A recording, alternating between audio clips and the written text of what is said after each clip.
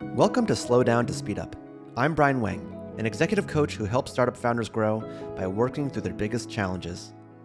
On this show, I sit down with founders for a one-time coaching session where you will hear things my guests never say elsewhere because they're working through real-life, current leadership issues. When we struggle, we're often tempted to find a quick solution, and sometimes that's all we need. But when we're finding ourselves stuck in those really tricky, recurring problems, that's when it's time to slow down. Because breaking through to the next level requires us to examine what patterns may be holding us back, and what new perspective might be called for. I ask everyone who comes here to dig deep and trust that through this work, they will discover something new about themselves, and how to move forward with their business. I hope you find something valuable in what you hear today for your own journey. In today's session, I work with Kevin Lee, co-founder and CEO of immi, which makes the world's healthiest ramen noodles. Together we explore a common challenge, making the leap from individual contributor to leader. It's worth noting that Kevin's been actively working on this issue for some time. He's made a lot of progress as immi has grown, but he still struggles, and he senses it's because of some deeper reason. We start by looking at his belief that earning the respect of his team means being in the trenches with them, by making his work visible, valuable, and obvious for all to see. What Kevin eventually realizes is that all of this comes down to deeper fears and insecurities that, if left unaddressed, will wreak havoc on his business. Okay, let's listen in. Hey, Kevin, good to see you, man. Good to see you too. It's been a while. Yeah, it's been a little while. I'm excited to get into another session with you today. And I just want to hand it off to you and just ask you, Kevin, as you're coming into our session and our conversation, what are you bringing in that you want to take a look at right now? I think that for today's topic, I'd love to discuss something that's been top of mind recently and probably has been top of mind for the past 6 months to a year now. immi has grown, and partially thanks to a lot of your help over the past few years, to a team of around 15 people now. We do have some part-time folks, of course, outside of that, but 15 full-time. And one of the problems I continue facing as a leader is learning how to stop myself from continuing to want to do individual contributor level work as a way to both fulfill, I would say, maybe just a personal need of, wanting to build things from the ground up. But if I were more self-aware, it feels like why I'm doing a lot of the individual contributor work still is I feel this incessant need to earn the respect of my org and just the team in general. Part of that stems from the fact that my co-founder Kei Chan and I really had to do everything with just the two of us for the first few years before we even hired our first team member. So there is kind of a ingrained habit there, but I'd love to dig deeper into why I can't seem to let go and spend more time delegating, managing the team, enabling the team to succeed versus jumping in and wanting to do the individual contributor level work. Yeah, totally. And this is a topic that you and I have touched on before, right? It's something that I think a lot of people struggle with when they're going from IC to leader or maker to manager. That transition, I think, is notoriously difficult. And so I guess given the fact that it's an issue that you've been aware of for a while and you have really worked on, I'm curious, if you were to just spend a few minutes even like theorizing as to why it's been such a struggle for you, I'm curious how you describe it. Yeah, it's interesting. I think that there was probably a phase one of this issue, which was like you described, the typical issue from maker to manager, where I did struggle in the early days with delegating, letting go, and then that no longer became an issue, especially as we grew past 10 team members, as we all brought on, for example, our own, even our own executive assistants for each team member. We teach delegation pretty heavily, even at immi during onboarding. However, I think there was a phase two where beyond just the maker to manager transition, I noticed that there was again something even deeper rooted, which was this. Yeah, I don't know if it's a people pleasing tendency. I don't know if it's a immigrant upbringing type situation, Yeah. but there definitely was this need to show my org, hey, look, guys, like I can do the work too alongside you, and we're in Mm. the trenches together. And I maybe it's a leadership or management style where I have to almost like be in the weeds with you guys so that you feel like I'm there beside you versus just some Mm. manager who has lost touch with reality and no Yeah. longer understands how to actually even do the work. And this has been a constant insecurity of mine even before becoming a founder. I recall when I was working as even a product manager in tech, I always felt this need that I had to be the one learning how to design or code so that I could do the work equally well as my fellow engineer or designer, even though that wasn't clearly the case. But Sure. there was just that there was this need to again be in the trenches with the folks to earn their respect, quote unquote. Yeah. Yeah. So let's go there for a moment then. So you said that you can notice yourself almost go and communicate to the team, hey guys, I'm one of you. I'm with Mm-hmm. you. I'm in the trenches. I can do this alongside you. And you link that to respect. So tell me about what the link there is between being worthy of respect and this way of showing up as I can get my hands dirty too. Like, what's the link there for you? I think the link perhaps comes from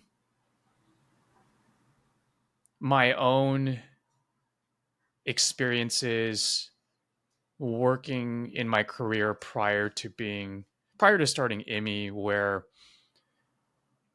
I might have a particular bias for the managers I always enjoyed working with, but Mm. the managers I loved working with could do the work that I did, often even doing it better than I ever could. And it was through watching them that I truly felt, wow, you could do my work, but you're not because you're managing me. Therefore, I need to step it up as your direct report. And I think there was something that transferred over, especially when I became a leader here at immi, where I felt that I had to embody that same role model mentality that I myself cherished when I was working in the Yeah. tech industry. So yeah, cool. Let me bounce that back. So in your past working history with managers, when they would come in and really actively demonstrate that they could do the same job, and maybe even better, that to you, it sounded like it actually raised the stakes for you in some sense. If I heard it correctly, it's like, okay, like I'm gonna call your manager Bob for okay, Mm-hmm. manager Bob. Okay, so manager Bob comes in and it's like, hey Kevin, you're working on this thing, and he just goes and just actively shows you he can do it 10 times better, and but you also sit with the knowledge that he's not going and doing the work, he's managing you. So there you are feeling like, he's Bob is watching me, he knows how to do this job well, I really have to show up and do it as well, if not better than Bob, or get somewhere close to it. And so before, like, we'll spend more time on that, but what I'm hearing from that is that was motivating to you in some way, and it also made you look at Bob in a certain way, and then the hope is that that sort of translates similarly to your team. am i Correct. am i describing it correctly? That is definitely correct. I think that's what I think about. And even though people always say, "Hey, there's plenty of role models across different industries," there's sports coaches who never played, professional sports who are able to coach a team into winning championships. And then on the other side of the spectrum, you have folks like I don't know, an Elon Musk who can get down into the weeds of rocket science and banter with the engineers as if he was a fellow rocket scientist. Yes, I see both sides of those spectrums. For some reason, I seem to gravitate more towards the Elon Musk side of things more so than the coach who's never played the professional sport, even though I know both work. And Sure. that might just be an insecurity of mine. Okay, so let me ask a dumb question. What makes it a problem that you're leaning towards that these days? I think the problem is that I find myself. Here's a small example. At immi, we run marketing sprint planning because we have now 5 members in the marketing team, including myself, and we're all different, doing different work streams. Some are perhaps even overlapping, and we just need to make sure that in every sprint cycle, we're not accidentally, again, overlapping too much of the work. And I really should just be overseeing that sprint planning process because a lot of the projects that come up are individual contributor work. But I find myself volunteering to take over projects or tasks just because I feel guilty if I am the one walking away from that sprint with the fewest amount of tasks on my in my swim lane. And this Where is this is a situation, just to clarify, this is a situation where others could theoretically take those on. correct. So it's not a case where it's like, oh man, we don't have the capacity. It's like, it's really this guilt thing rather than, whoa, where everyone's overextended. Kevin's got to step it up. Is that kind of what we're talking about? I think it's probably 50, maybe 60% guilt, 40%.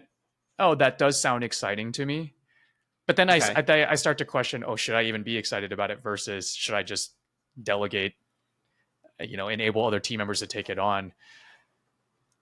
And yeah, So there's this, well, it's interesting because I hear, I asked you the question, what makes it a problem? And you noted how one of the problems, quote unquote, is that you have this sensation of guilt around, not having, some work from the sprint, and also there's some genuine excitement. So I hear there's a positive attractor there.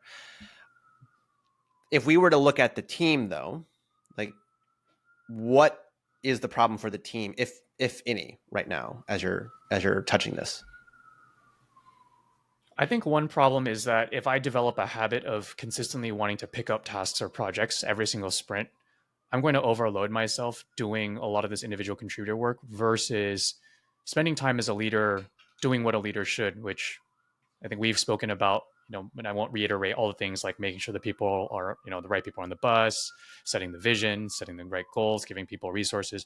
All that stuff is going to falter with every second that I spend trying to spin up some new project or task myself.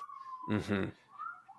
And the other thing that happens is I'm also taking away an opportunity for other team members to learn that particular project or task just because I feel I'm qualified and it's fun for me and something I want to pick up. So I think there's a twofold issue here that's happening Yeah. Yeah. that I'm Yeah. trying to learn to let go of. Right. Okay. So there's the opportunity cost. There's like, I'm taking away from my direct leadership influence on the team when I'm loading myself with IC work. And I'm also, in some ways, robbing people the opportunity to grow and learn and excel when I take on some of those projects as well. Mm-hmm. Mm-hmm. So we'll probably come back to the guilt thing. That feels important, but I wonder if we can turn our attention toward the team for now. So when you pause and you really consider what would be most of service to the team, right, in this current phase of life for immi and where you're going, describe for me what they really need from you. Yeah, that's an excellent question. I think that the team right now, the stage that we're at, the most important thing is, and this is like the logical side of me talking out loud. So it is setting the direction in which the team needs to move towards, which oftentimes comes down to providing the goals. We do OKR planning. So that usually means I just need to provide them with the objective, Hmm. and the team should then be able to figure out their own key results as well as the projects to achieve those key results. Hmm. Outside of that, the most important thing is what I call, when you think of management, it's ensuring that they have the right resources to accomplish those key results and objectives, as well as unblocking them. So helping to figure out where I can insert myself or again provide resources to help unblock them. And then the third I would say is pushing them in ways that they may not push themselves, right? It's like Mm. believing in someone more than they would believe in themselves. Yeah. I think those are probably I think there were four elements there that I know would be the most beneficial to the team members. Yeah. And again, yeah, I think doing individual contributor work takes away from those four items. Got it. Okay. So there's the setting the goal and vision, the direction broadly. There's the unblocking, making sure people have sufficient resources, clarity, etc. And then pushing And there's themselves. the pushing. There's this sort of dynamic where of, hey, I know that there's more for you. You have greater potential than where you are now. Let me push you toward that. Yeah. Mm-hmm. Yeah. I'm wondering, like, as you're connecting with those items, you mentioned this is the kind of like the intellectual answer. It's like as you're connecting with those particular responsibilities, what do you notice you start to feel? I feel that the four items I listed are almost just management woo woo talk, which is hilarious because it's like every book you read, everyone you talk to, they all say those same four things. Uh huh. Yet when I think of those, I'm like, okay, yeah, of course we're going to give you like an objective, but that's, what is that, like a 1 week, 2 weeks out of like the quarter that you're doing that kind of thinking. Uh huh. And of course I'm going to help unblock you or push you a little bit harder, or make sure you have enough resources. Like we do that during the one-on-ones, but is that 24/7 of my time? No. Therefore, am I supposed to just sit around during the times I'm not doing those things? And I think that's probably where that guilt kicks in, because I'm thinking, Ah. Uh god, huh. that sounds like management talk versus let's all move, let's all go in the same direction. Like I want to be there Yeah. building with you. So when you say, okay, interesting. So when you say woo woo, and just hearing you just describe it, it sounds like it's almost like you're skeptical of it in some sense. Or it's like, yeah, like I know, like that's what you're supposed to do, but that can't really take up all of my time, right? Is that all that I have to do? And then there's like this, you know, the remainder of your time working, you're sort of left to wonder, like, what else do I do with my energy? Is kind of what I'm picking up here. That's what it feels like. And again, the logical side of me could always rationalize, like, oh, maybe that means that I need to better prioritize what I spend my personal time doing, you know, doing things the rest of the team can't do with partnerships or BD. Um, and maybe it's a matter of prioritization, but yeah, I think deep down I need to unblock or remove that negative story I have around the management woo woo piece, because that's probably holding me back as a leader, if I had to Hmm. guess. Okay, so what's that negative story that you have of it? If you were to just describe it in a few sentences. I think the negative story is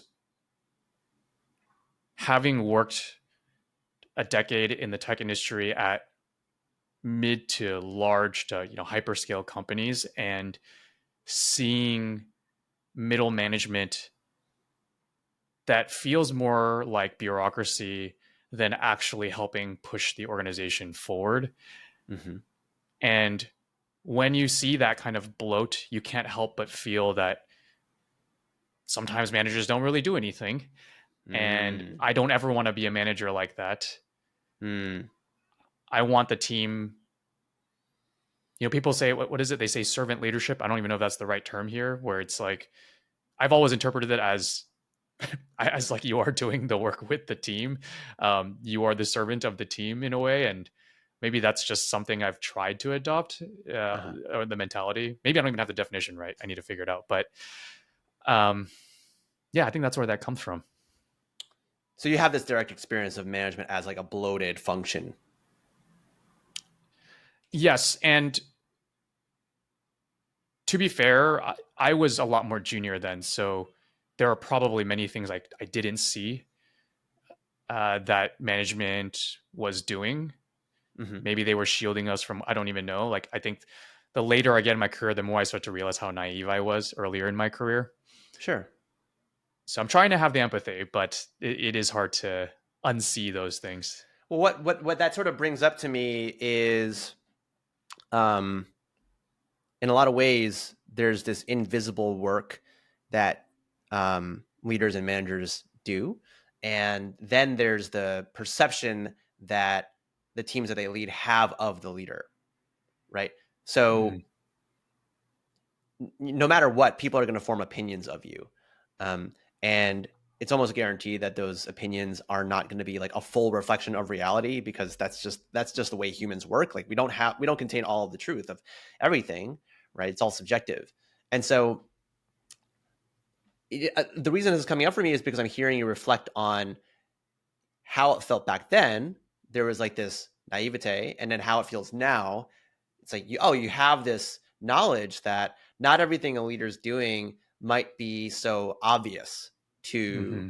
a team, right? And so I wonder, like, to what extent this is you needing to make your work obvious to the team. Mm. There is a, actually, I've never heard a phrase like that. And I think the moment you said that, it definitely did resonate a little bit. It was definitely that, oh, I'm trying to make it obvious to you that I am delivering value, Mm-hmm. versus being this middle manager who's just like sitting in the background, overseeing the work, quote unquote, and not truly feeling like I'm delivering value to you. So Well, but there's a yeah, linkage there that I'm hearing. right. There's like delivering real value is linked to it being obvious, Mm-hmm. Yes. right? And so I want to maybe use an analogy here. People talk about behind the scenes, right? They often, when some amazing work has been created, people also give credit to people who are behind the scenes, and we understand that behind the scenes individuals are not in a spotlight, right? And part of the reason people thank them explicitly is because they're not getting recognition. Like it would be easy to forget about them. And so I want to sort of like play with that idea, like, because we know that those people behind the scenes are essential, right? They're doing Mm-hmm. incredibly important work. On a film set, there's just like so many people who are doing essential work that were it not for them, the film would never get created, right? So we know that they're providing some real value there. So I'm sort of wondering if we can play with that analogy.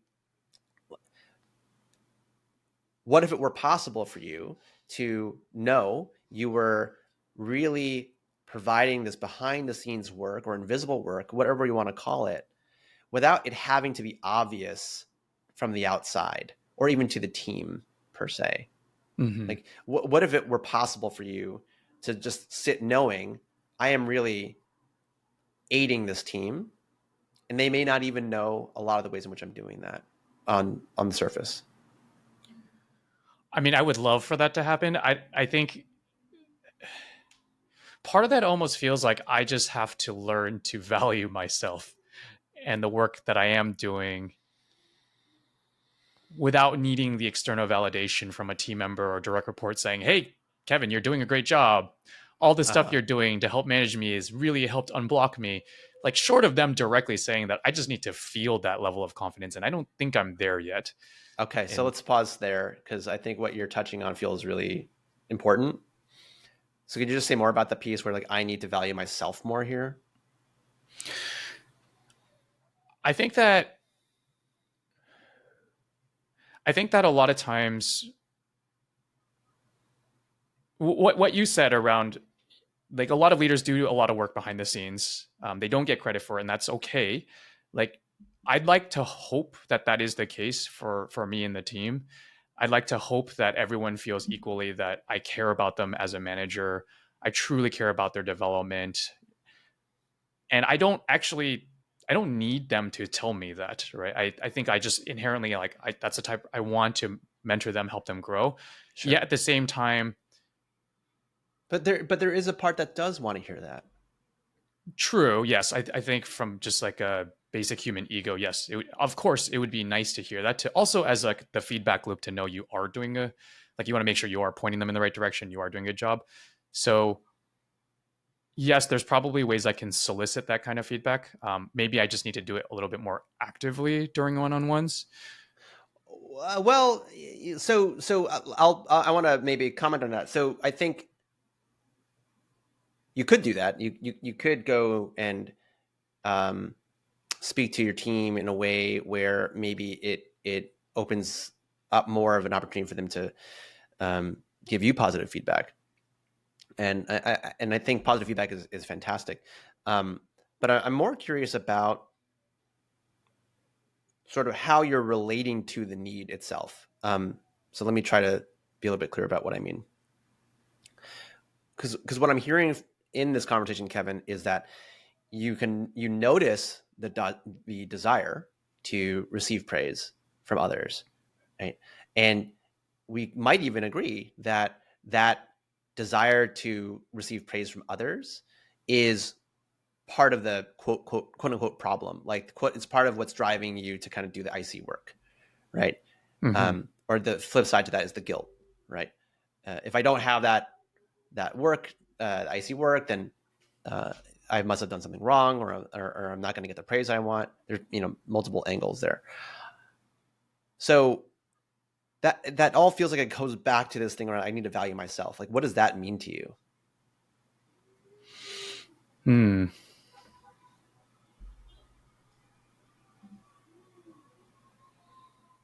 Well, this is going to be a much longer session. I was like, we could probably go into childhood upbringing and the desire to need that validation from the immigrant parents. There's probably a lot of deep rooted things here that are leading to this type of thinking. Um,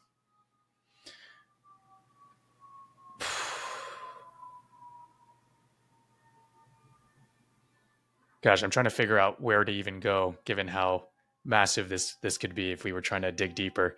Well, let's tune into where you are in this present moment, this now moment. So, how much can you value yourself right now? How much can you love yourself right now? How present are you to that? I mean, I think that's the gap. Really, is clearly I am not valuing myself and the effort that I put into caring about the team. And I'd like to think the team knows that I truly do put a lot of effort into, working with them and managing them. But there's like this self criticism that's clearly happening, even in the way I think I even started this conversation where I said, Yeah, like I'm doing this individual tutor work and it's because I don't really value the managerial work that I'm doing. I'm calling it woo woo. right. Like there's Yeah, it's almost like I'm intentionally putting that criticism so that I have a higher bar for myself constantly, so that I'll keep raising my own bar over and over, and I never want to actually hit the bar. um, so how much does that internal critic prevent you from feeling valuable? oh, a lot. i think that it I think it's no different than the founders I listen to who tell themselves, oh, I don't want to let go of my chip on my shoulder through therapy because then I'll lose my drive. I Mm-hmm. think that's exactly what's happening here. As I think now that I'm speaking out loud, is like, yeah, I feel that as a manager, I'm unwilling to accept the role that I should be playing so that I can maintain this chip on the shoulder, that I need to up level myself as a manager even further. But Mm. instead I'm then resorting to the wrong responsibilities. Um, and yeah, clearly it's holding me back as a leader. Sure. Yeah. So I wonder if you can see if you can actually move a little bit closer to that critic internally. So see if you can notice how it sits in your system. See if you can grow just a little more curious about it. Like it's clearly working really hard, and maybe it's working in, I don't know, we could call it counterproductive ways. I use that term lightly, but I wonder what happens for you as you start to move toward it a little bit and you start to wonder, like, what is this thing really trying to do here? Hmm. Well, as I move towards it, the first thing that I think about is how can I reimagine this relationship I have with the concept of management and the value that management brings. And I think it's only if I can let go of that type of negative language I just spewed around management being woo woo, if I can rebuild that relationship, repair that relationship, then I will truly value myself as a manager. Or maybe it's the other way around. Maybe I got to I value think it's the myself other way first. around. Yeah, I I was think like, it's the other geez, way it's the around other way around. because if you're not valuing yourself, you will always find some other reason to criticize the thing that you're doing. Yeah, that's hilarious. I just defaulted to that. Okay. Well, I gotta value myself to then value the skills or the responsibilities I bring as a manager, which will allow me to let go of the need to prove myself as an individual contributor. So It's this criticism, or we can imagine the critic, right? This critic as some part of you. What's it worried will happen if it stops criticizing you? oh man. Yeah, I guess I don't want to get complacent. I really don't want to be the I guess I feel like I shouldn't be the manager who it loses touch with reality. If you get complacent and you lose touch, what happens? What's the scary thing that happens? The scary thing is that the team loses respect for me. They feel like they're no longer growing or learning, And then especially you'll have from to feel me. what? Uh, Abandoned, frankly speaking, because I worry they'll just jump ship and leave. Um, Uh-huh. and that fear of abandonment is has been always been a recurring theme. Yeah. So the critic is really working hard to make sure you don't have to feel abandoned. Yes. Sounds like it's got a good reason to do that then. Abandonment feels really scary. Mm-hmm. Mm-hmm. Where do you feel any of that sense of abandonment right now, if at all? Mostly the heart. I mean, it's obviously there's the deep rooted things, but there's also just this fear of me and Kei Chen spent years building immi, starting from ground up with nothing, and just, it's like we don't want to go back to that. I don't think any founder does. So I wonder if you can just sit with that feeling though, that you were just describing, the one in the heart, the abandonment, Mm-hmm. the part, that feeling that your system is working so hard to avoid or resist. So does it still feel like it's in the heart and where it shows up in the body? The heart is where it starts.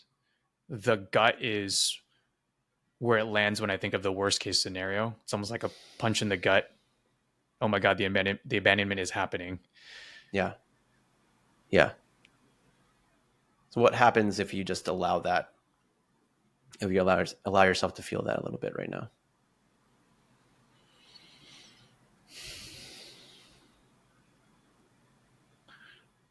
Well, it sucks, but at the same time, as soon as I let it pass, the rational side of my brain kind of starts to kick in and it starts to think, Wow, Kevin, that's a really dumb thought. That's more criticism. Yeah, that's true. Yeah. Hmm. So let's set the intellectual aside for a moment. Oftentimes, our intellectualization is just a way to bypass our feelings. So just sit with the feeling a little bit longer.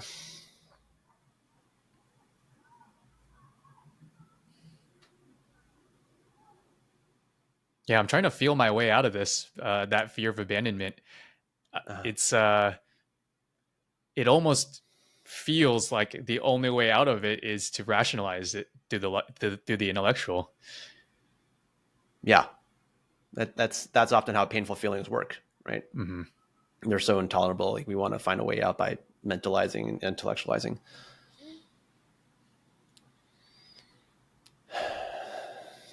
What happens if you just check in with the feeling though, like to like really not abandon it, to stay with it?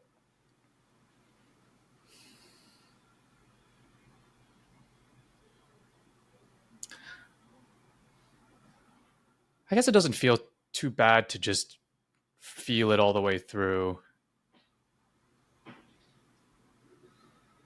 realize that this feeling could happen someday, and that's okay.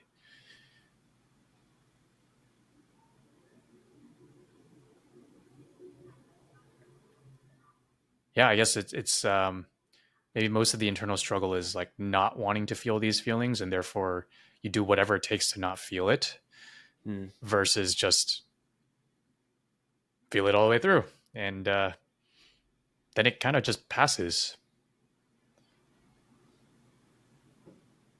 How old is the feeling? Like if you were to say like, how old is the kid that felt that feeling? Hmm.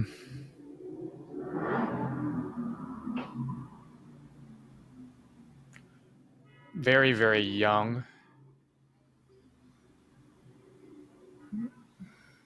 Very much the the young. I don't even know how old. Being disciplined by the immigrant parents, and whether it's for something academic, and believing that they'll leave you or you'll be left if you don't perform Hmm. up to the standard that is required. That's a really harsh way for a child to be treated. It is. It is very common. Very common. I think first gen immigrant story, Common, yeah, or doesn't mean just it's not most. harsh. Yeah, yeah. So, of course, had we had more time, we could get into the intergenerational component of this. But let me ask you this, Kevin. Just like as you're in touch with that part, that young kid who got treated harshly or had the fear of abandonment if they didn't perform. What did it need then that it didn't get? I think that the discipline could have come in a different form. And yes, of course, I'll caveat, parents don't, it's their first rodeo. They don't know how to do a lot of this stuff. And I definitely don't fault them at all for it. I Sure. think if I think about how I'm going to raise, my wife and I are going to raise our own child, uh, there is a type of discipline that can come through love that can reassure the child, hey, look, like we're always going to be here for you, regardless of what happens in the situation. We're just trying to work through this problem together. And I think when you provide that level of foundation to any child, they don't have any insecurities or gaps or holes in their heart that could cause them to then, lash out or grow up, grow in certain ways. Um, that's my philosophy, anyways. So I think, So yeah, it's yeah. yeah, I want to invite you just to give yourself that, or give that young boy that right now, that reassurance that you'll be there, right, no matter what.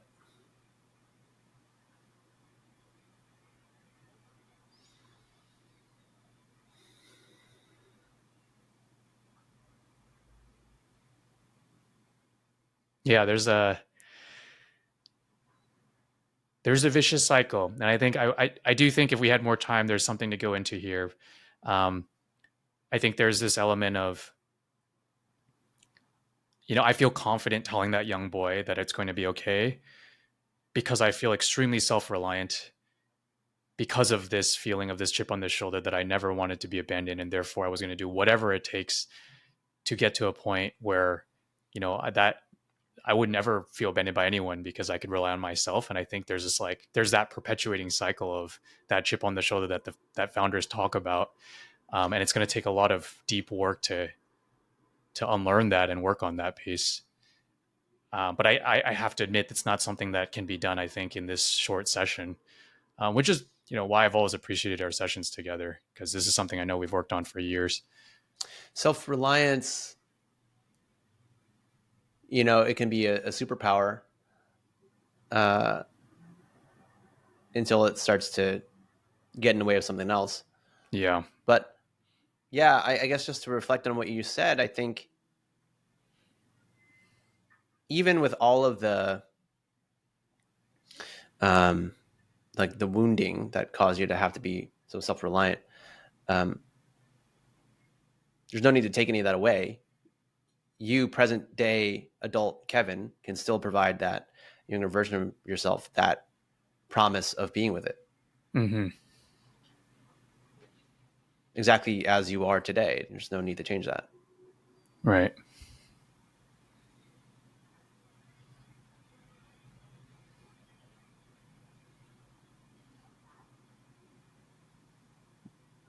What does that bring up for you? I definitely think that's possible. And there are many role models that I follow who have also done the inner work to come to that same realization that you just called out. And their inner drive comes from somewhere much more healthy and everlasting versus the drive that perhaps I'm moving off of right now. Um, but I definitely think it's possible because I've seen it be possible. In the role models, some of the role models I follow. So it is just going to be an ongoing practice of, call it self love or gratitude, um, filling those gaps in the holes of the heart that I think every adult needs to work on. Mm. Yeah, so we'll start to run out of time here. So maybe we can start to close. You were touching on this already just now, Kevin, kind of the further work. So maybe we can consider some ways you can extend it. Mm-hmm. So I'll just start with you. Like, I guess as you reflect a bit on what we've explored, what might feel um, valuable for you to continue to practice or to experiment with here. Well, I think one thing that came top of mind was you calling out something around like wanting to make my work obvious. It did trigger something for me, which is, it's not that I need to make my work, or it's for me. I think what I need to do is not make my work obvious to the team, but make the work obvious to myself. And the way to do that, I believe, is, for example, I do my weekly reflections every Saturday morning where I have this Notion template I fill out. I think I need to add a section for myself where I'm literally writing, like, this is what you did as a manager this week, and here is why it was awesome, or why it was, why I am super proud of that work. And I'm just going to write all the things I did. And it can be something as small as, hey, this team member had this problem and I helped him work through it. And there wasn't any tangible output, but clearly it was a mental unlock or an aha moment for them. And I think the more I write these things down, the more I'll retrain my relationship with, what a manager does and why it's beneficial. And I'll start to feel more secure and happier and maybe even just proud of myself for doing the work that I do. And that'll let me finally let go of anything that's not managerial work. So that's probably the most tangible thing I can think of right now. Yeah. Something that's immediately actionable because I already have a habit and I just need to add a little bit to that habit. Yeah, I love that. And I think that there's so much in what you just shared, because I think there is a progressive building of evidence of, hey, I am doing great work as a manager. Here's the evidence, and I can start to craft a new story or identity around it, right? Mm-hmm. I know what my identity as an excellent IC looks and feels like. This is this relatively new one that doesn't quite feel stable. It feels a little scary. And so just to even just take the time to look back, reflect on it, document it, appreciate it, feels like it starts to sort of train your brain a little bit. It's like, hey, like there is something to be appreciated here, right? If Yes, you sort of take the time to do it. definitely. It's exactly that. It's reframing my identity entirely, which I think is like the most fundamental part of habit building too. Yeah. And so the other thing maybe just to touch on is, we talked about how there's this really strong inner critic, which, I mean, so many of us struggle with, right? And how, as you notice it, it's really working hard to make sure that you're not feeling that abandonment, right? Or in other words, it's really making sure that you don't go back to being that little boy that feels the Mhm. abandonment, right? And as you were noting, there's sort of a way through that by just saying, all right, I'm going to no longer resist that feeling. Like if you no longer resist the feeling of abandonment, then the critic all of a sudden doesn't have so much of a reason for working so hard, Mm-hmm. right? And so that's the other thing I might offer, is to see if you can really just be present to that part of you that's feeling that, and to allow that feeling to be there, to welcome that, to love on it a little bit, Mm-hmm. right? Because I think as we just touched on here, it feels like an important component in terms of the pattern.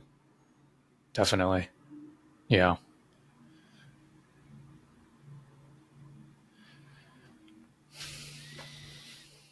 All right. So as we start to get to a close here, Kevin, any final thoughts or takeaways you want to close out here with? Yeah, I think my biggest takeaway is the founder journey is just a constant shedding of identities. And each time you build that new identity, it's actually so important to just go through the practice of loving yourself, to before you adopt that new identity, or else there's just you'll feel like you feel like you're wearing a costume. You're gonna forever feel that imposter syndrome or whatever it is you feel, because you haven't done the fundamental groundwork to feel secure under that new identity, that new layer of identity. And so, I don't know. I guess I've never like visualized it like that before, and I think it was nice to do that because Yeah. I know I can go work on the habits that it takes to, um, again, reframe and adopt that new identity, and yeah, just continue evolving as a leader. Yeah. And I love that part about the costume. Costumes can be taken off also, right? That you Yeah. recognize that they're not you. Mm-hmm. All right, Kevin, it was a pleasure to be with you today. Same. Thanks for having me. This was great. Be well. See ya. What started as a conversation about leadership turned into an exploration about the feelings we subconsciously try to avoid. It turns out with Kevin that holding on to individual contributor work is a strategy to avoid feelings of abandonment. But as he welcomed that more vulnerable part of himself, he found an opening for a new perspective, one that is less about how others view him and more about appreciation from within. And through that, he can start to more fully embrace his role as a leader. So often, what's getting in our way is not about knowledge or tactics, it's about the relationship that we have with ourselves. Take a moment to ask yourself, where am I allowing my unacknowledged fears to get in the way of my business? Thank you for listening to Slow Down to Speed Up. If you enjoyed this podcast, please rate it in your favorite podcasting app. If you are a founder who would like help in reaching the next level through coaching, or if you'd like to come on the show, please contact me at dashingleadership.com.